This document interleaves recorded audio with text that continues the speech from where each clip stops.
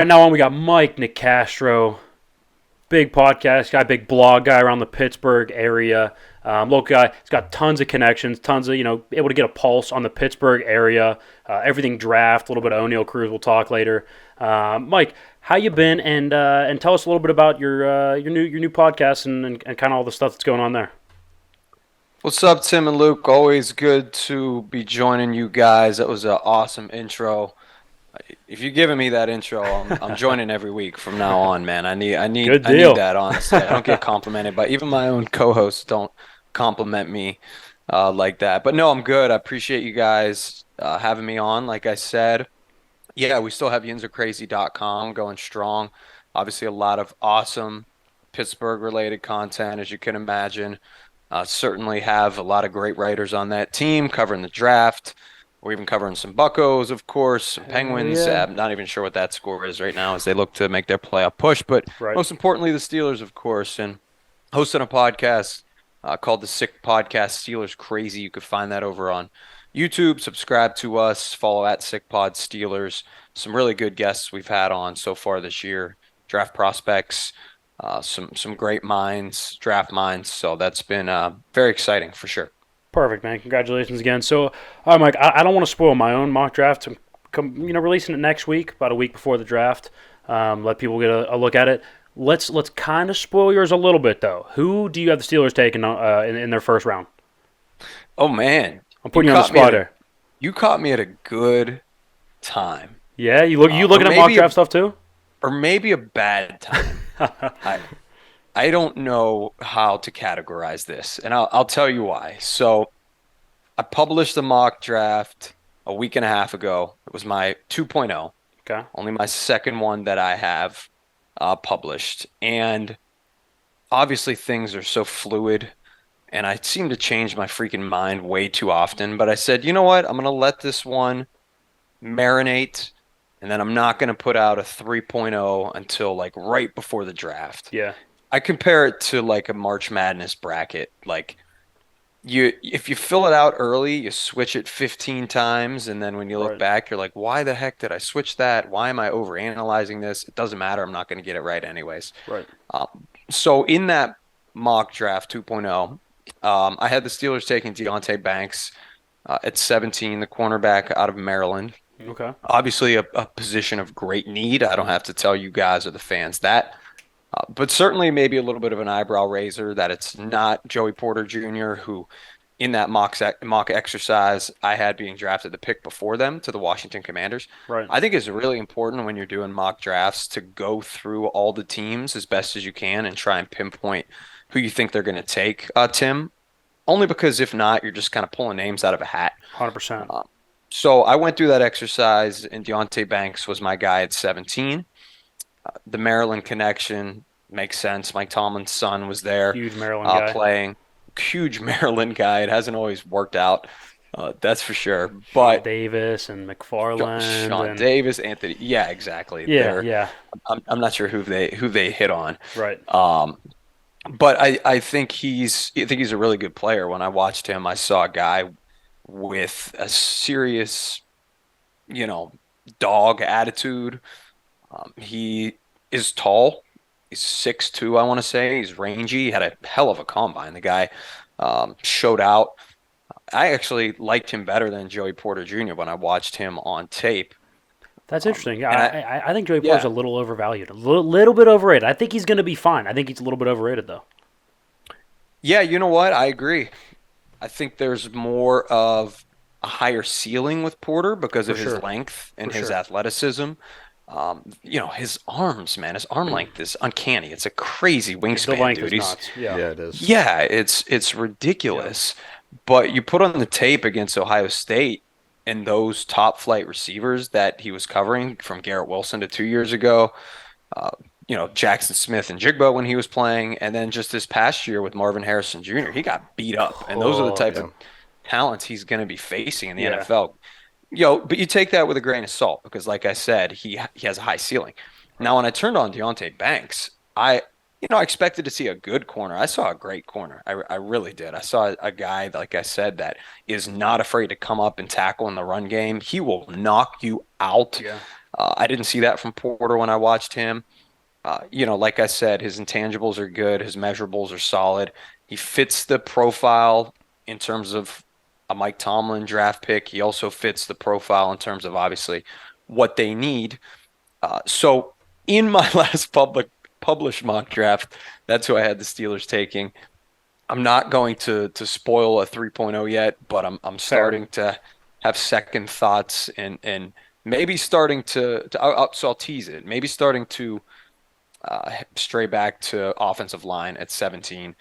That A is, couple names that are sticking yeah, out: Jones, Darnell Wright. yeah.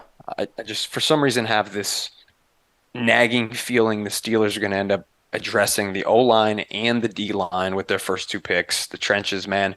I feel like that's just such an Andy Weidel mood thing to do. It's what he did in Philly, and so that's 17. I'll run through the rest really quickly. I had Mozzie Smith, Michigan D tackle at 32. Blake Freeland, huge offensive lineman from BYU at 49 there in the second round. And then I wanted to say Parker Washington, receiver from Penn State in the Would third love round. that pick. Ivan Knight, he's slot dude. He's a Dude, he's slot. I nice. mean, He's so nice. Great he's a late. good player. That'd be a Yeah. great late round pickup.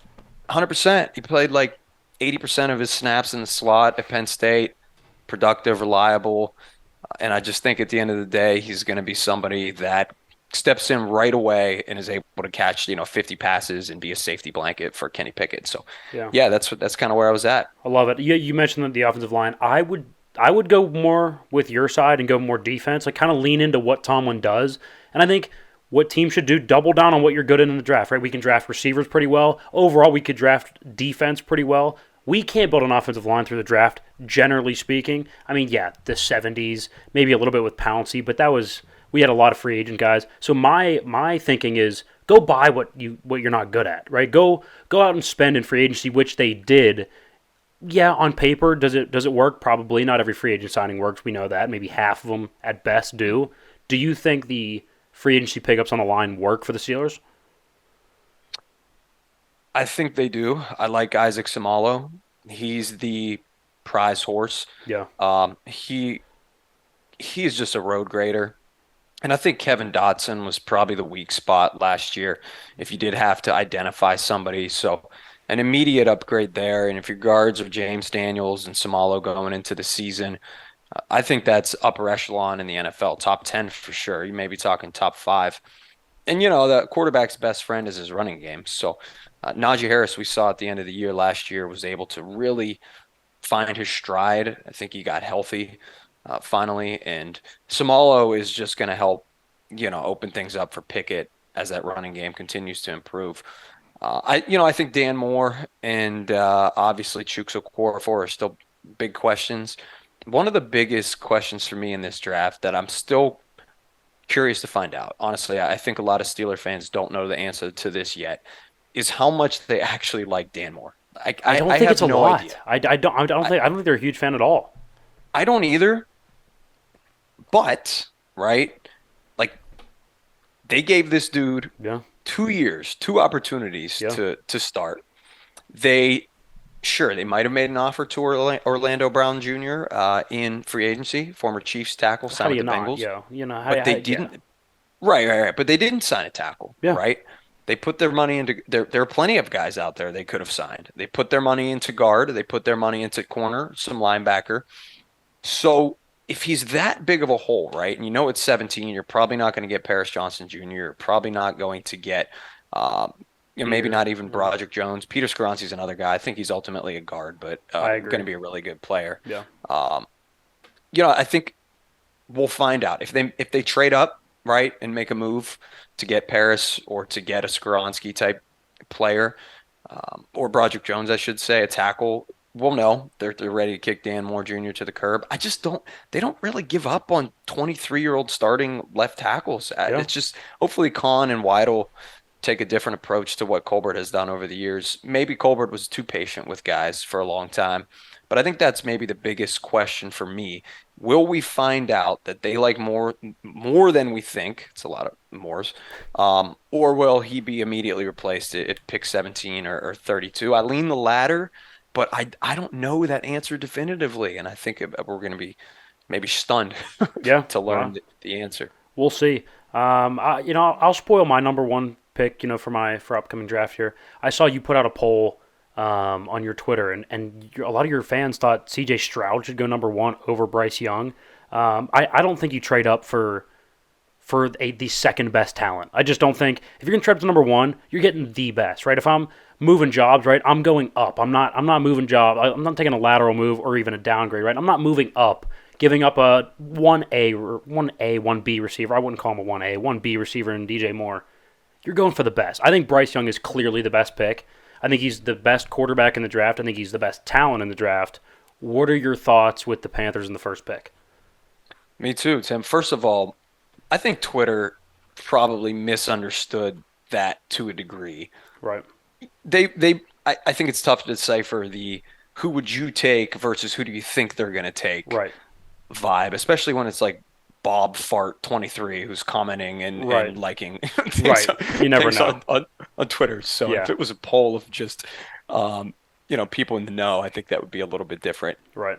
Bryce Young is the best quarterback in this draft for me in a 100%. relatively weak quarterback class. Yeah. And I know a lot of people maybe aren't sensing that because you might have four guys go in the top five. Yeah. But when you look at some past classes, I don't know how this one stacks up, especially when you have a guy who is 5'10", 190 pounds soaking wet like Right. Bryce Young, gonna probably go first overall. But I'm with you, Tim. His off script plays are phenomenal. What is the NFL, you know, what are we seeing now in the NFL? Look at the two quarterbacks in the Super Bowl, Patrick Mahomes, Jalen Hurts.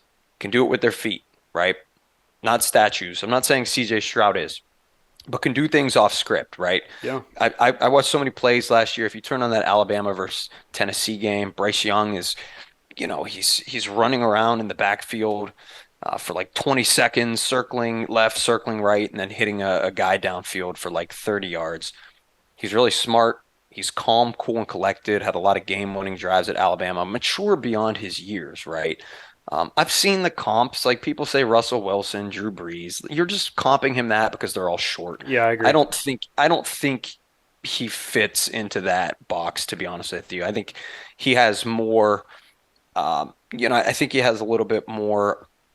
I don't know. I'm trying to think of a I perfect. I'm making my point. There isn't one. He's Bryce Yeah. Young. Yeah, no, I agree. Bryce Young. If I was gonna say anybody, I'd go Kyler, but I'd say he's a better thrower. He's a more accurate and more consistent thrower than Kyler. But Kyler's a little bit better of a runner. I think Faster. that's the best comp I could find.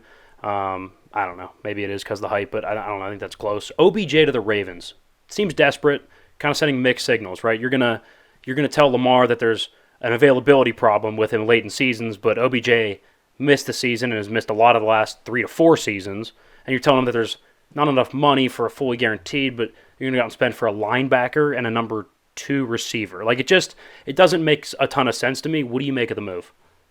I think the word that I immediately posted on Twitter and the one that came to mind was weird. Yeah, it It is it weird. weird. It's weird. This is a guy. DeAndre Hopkins is out there, Like if you want to make a splash, 100%. go get a DeAndre Hopkins. This is a dude who had two ACL surgeries in 3 years. He is in his early 30s, right? It's not like he's 25 years old coming off some injuries. He's also a bit of a clubhouse cancer. Like that's not breaking news. I don't have No. to, you know, tell you that. This is a guy obviously who I think if they're not winning, right, a lot of games, if he's not catching 80 balls, I am already envisioning a helmet toss right into the stands or him punching, who was the player way back that like fell into the net, That was punched the him. net. That was him. That was Was that OBJ. Odell? That was Odell. No, Yeah. no way. It was How did I during it was forget during that? that that year or so stretch where he like scuffled with Josh Norman a couple times. Yeah, It that was was that him. same game. It Yeah. was that I same didn't even game. I didn't even put that together until right now. That was literally Odell. Okay, so I could see a repeat of that happening. 100%. I just don't think it's going to end well. It makes me happy as a Steelers fan, and as somebody obviously that covers a team. I like seeing rivals, who can be a bit cocky in terms of their fan base, go down in flames. But I yeah, agree. I think it's weird, man. I think they. They have a pick. I think they're 22 in the draft. Yeah, somewhere I would around have there. I would have used that resource on a Zay Flowers or Jordan Addison, Couldn't agree maybe more. trade up for Jackson Smith and Jigba. But you're right. I mean, now if they ignore receiver and say we got our guy OBJ, yeah, that's a you know that's really Tough. really derelict of duty. They should have taken a young receiver, and I don't know how can if you're Lamar Jackson, how are you thrilled, right? How is this your Right. guy Yeah. to That's say that's what I I was am gonna say. re-signing, right? Like it doesn't make any sense to me. Yeah, like what kind of pitch is that? That hey, we're gonna bring you a number one receiver that's 31 years old, causes a bunch of drama almost every place he's been. Here you go. A little brittle. Yeah, no, I You agree. should come back. Yeah. It's weird. I It's think, weird. It's yeah. freaking weird. I remember I asked some other folks to react. If you want to go check it out at Mic'd Up Sports One, I said, toss me a word. Yeah. And there were so many good ones. I think you used the word earlier. I can't remember, like misguided or miscalculated Yeah, or yeah. something like Like that. I like had somebody and say effing weird. I desperate. had Yeah. somebody, Yeah. so it was yeah, strange, Yeah. No, strange. I agree. Okay, finally, back to the Pittsburgh news. O'Neal Cruz, right? So I the only problem I had with the catcher was him talking a little shit. Like I have no problem with him. He already had the ball. You're like he's a lot of people are like, oh, he's blocking the plate. You can block the plate all you want when you have the ball. Right? So I Hmm. don't have a problem with that. To be honest, O'Neal Cruz, that was an awful slide. It was late and it wasn't very It good. was a really late I'm slide. not saying, oh, he deserved to get hurt, but like, we're trying to take what Sebi Zavala's head off? It's like that's a baseball play, a bad slide. It is what it is. Like, is it unfortunate? Yeah. I don't know. What do you think of it? Yeah, two things can be true. It can be a bad slide. It could also really be terribly unfortunate.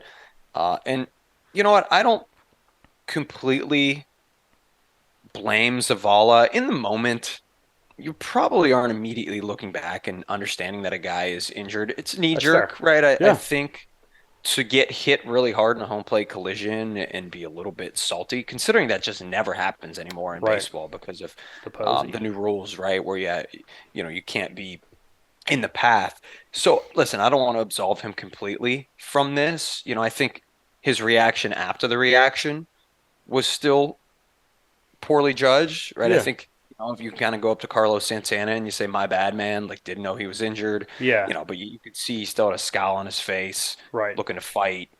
So the initial reaction didn't piss me off as much as him continuing to kind of badger the Pirates whenever O'Neal Cruz is wreathing in pain. But Right. it sucks. It kind of taken the wind out of the season a little bit for me, even though, and I'm not sure when people are listening to this, it sounds like they just got a walk-off win That's against the Houston huge. We Astros, love which that. is We love which that. is big. David Bednar blew the save. It was tied Oh, 4-4, and it sounds like G1 Bay walked it off in the ninth with a base hit. So fantasy whenever baseball you're team listening to is. this, there you go. You got a W. But There we go. it's very deflating. It's just sucky. Yeah. This is a Pirates team that's so much. I think they're just fun, more fun than they have been. 100%. Doesn't mean they're going to win or be a wild card team or but they're exciting, and the biggest reason why they are, I don't want to say were, it's a little extreme, but you know we're going to be really exciting with O'Neal Cruz. Yeah. No, I agree. I don't think it's going to be a huge impact on winning. Like, no, I'm not saying he's not talented, but we got a bunch of talented young infielders. I don't think that's a huge issue. But yeah, the excitement factor and his development, the factor, right? It's not, oh, this year we're screwed totally, but it's like, well, I'll probably watch a little bit less, to be honest with you. Like, just a fact of the matter. I don't know. I don't know. Maybe I'm crazy.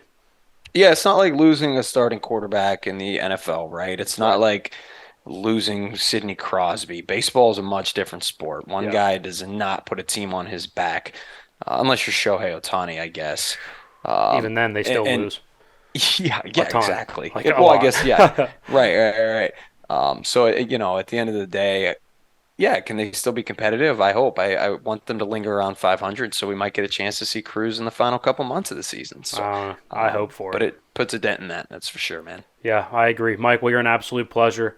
Always have some of the best Pittsburgh information and just some of the really good nuanced opinions, in the area that I've seen. So I really appreciate you stopping by, coming on. We'll have to get you on again, maybe after the draft, do a little draft review. But we appreciate you stopping by. I got you guys always, not a problem at all. Raise a Jolly Roger, mock draft 3.0 dropping relatively soon.